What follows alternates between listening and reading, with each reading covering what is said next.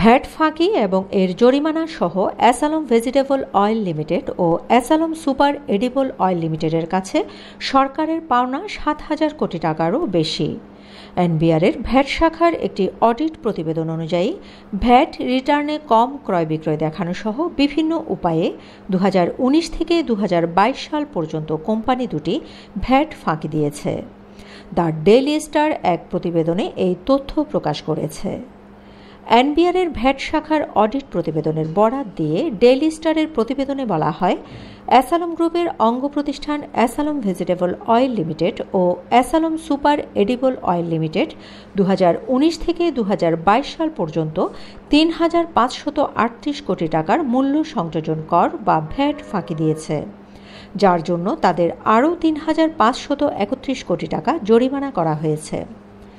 Chittagong customs excise ও VAT কমিশনারেটের field office থেকে অডিটটি করা হয় এবং পরবর্তীকালে চট্টগ্রাম ভ্যাট কমিশনারেটের অতিরিক্ত কমিশনারের নেতৃত্বে গঠিত ৫ সদস্যের একটি কমিটি এটি পর্যালোচনা করে ভ্যাট ফাঁকির এই অভিযোগের সত্যতা পায়। ২০২৩ সালের অক্টোবরে জমা দেওয়া অডিট প্রতিবেদন এবং প্রতিবেদন তৈরির প্রায় ৮ মাস পর ২০২৪ সালের মে মাসে জমা দেওয়া পর্যালোচনা প্রতিবেদনে দেখা গেছে ২০১৯-২০ থেকে ২০২১-২২ অর্থবছরের মধ্যে ৩ বছরে অ্যাসালম ভেজিটেবল অয়েল লিমিটেডের বিরুদ্ধে ১,৯১৭ কোটি টাকা এবং অ্যাসালম সুপার এডিবল অয়েল লিমিটেডের বিরুদ্ধে ১,৬২১ কোটি টাকা ভ্যাট ফাঁকি দেওয়ার অভিযোগ রয়েছে। কোম্পানি দুটির বিষয়ে গত বছরের ২রা অক্টোবর প্রতিবেদন জমা দেয় অডিট টিম। পরে অডিট প্রতিবেদনটি পর্যালোচনার জন্য একটি কমিটি গঠন করে মাঠ পর্যায়ের কার্যালয়।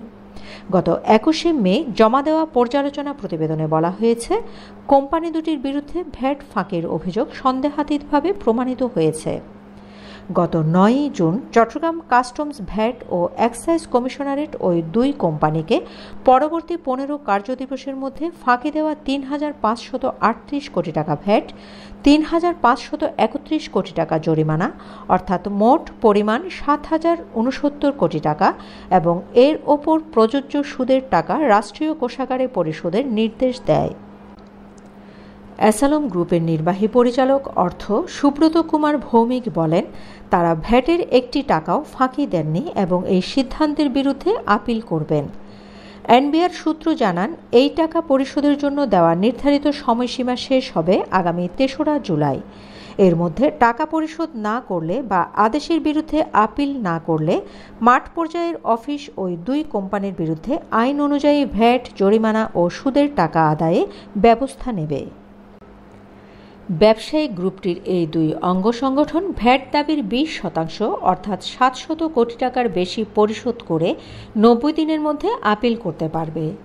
কাস্টমস কর্তৃপক্ষের কাছে লিখিত জবাবে প্রতিষ্ঠান দুটি বলেছে, ভ্যাট ফাঁকির অভিযোগ এবং নিয়ন্ত্রক সংস্থার নোটিশ সম্পূর্ণ বেআইনি ও ভিত্তিহীন এবং মনগড়া ও তথ্য উপাত্তবিহীন। কোম্পানি দুটির চিঠিতে বলা হয়েছে, ব্যাংক হইতে ঋণ গ্রহণের জন্য উল্লেখিত অডিট রিপোর্টে অতিরিক্ত বিক্রয় মূল্য প্রদর্শন করা হইয়াছে, কিন্তু সঠিক বিক্রয় অনুযায়ী দাখিলপত্র দাখিল করা হইয়াছে এবং সেই মোতাবেক মূসক পরিশোধ করা হইয়াছে। প্রতিষ্ঠান দুটি আরও জানায়, ২০১৯-২০ অর্থবছর থেকে ২০২১-২২ অর্থবছর পর্যন্ত সময়ে যে পরিমাণ কাঁচামাল আমদানি করা হইয়াছে সেই পরিমাণ আমদানিকৃত কাঁচামাল দ্বারা সিএ রিপোর্টে উল্লেখিত বিক্রয়মূল্যে প্রদর্শিত পণ্য উৎপাদন করত বিক্রয় করা সম্ভব নয়, কারণ আমাদের প্রতিষ্ঠানের উৎপাদিত ভোজ্য তেলের বিপরীতে যাবতীয় কাঁচামাল বিদেশ হইতে আমদানি নির্ভর, অর্থাৎ স্থানীয়ভাবে কোনো কাঁচামাল সংগ্রহ করা হয় না বিধায় কাঁচামাল স্থানীয়ভাবে সংগ্রহের বিপরীতে যোগানদার খাতের আওতায় উৎসের মূসকের দাবি সঠিক নয়। উভয় কোম্পানির ক্ষেত্রে এনবিআরের পর্যালোচনা কমিটি বলেছে, প্রতিষ্ঠানের লিখিত জবাব, মূসক এবং আয়কর দপ্তরে সংরক্ষিত বাণিজ্যিক দলিলাদি পর্যালোচনায় এটা স্পষ্টভাবে প্রমাণিত যে আলোচ্য প্রতিষ্ঠানটি মূসক পরিহারের অভিপ্রায়ে মূসক দপ্তরে দাখিলকৃত দাখিলপত্রে প্রকৃত বিক্রয়, ক্রয় এবং উৎসে প্রদেয় মূসকের তথ্য গোপন করেছে। প্রতিবেদনে বলা হয়, তারা ব্যাংক থেকে ঋণ নেওয়ার জন্য এ ধরনের একটি অতিরঞ্জিত ক্রয় বিক্রয়ের তথ্য সন্নিবেশ করে রিপোর্টটি তৈরি করেছেন মর্মে দাবি করেন। এটা যদি সত্য হয়ে থাকে সেক্ষেত্রে তারা সুস্পষ্টভাবে একটি ফৌজদারি অপরাধ করেছেন। এতে আরও বলা হয়, যে অডিট ফার্ম এই প্রতিবেদন প্রণয়ন করেছে তারা পেশাগত অসততা প্রদর্শন করেছেন এবং প্রকারান্তে অভিযুক্ত প্রতিষ্ঠানটিকে একটি ফৌজদারি অপরাধ সংগঠনে সহায়তা করেছেন। উল্লেখ্য, অ্যাসালমের প্রতিষ্ঠান দুটির অডিট প্রতিবেদন তৈরি করেছে Howlader Yunus and company.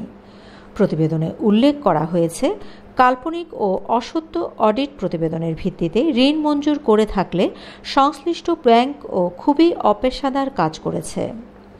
NBR তাদের প্রতিবেদনে আরও মন্তব্য করেছে, অভিযুক্ত প্রতিষ্ঠান দুটির এ দাবি মেনে নেওয়ার অর্থ হবে এ ধরনের অপরাধমূলক কাজকে প্রশ্রয় দেওয়া, যা সরকারের কোনো সংস্থা করতে পারে না। Shamima Chowdhury Shammi, BNA news 24।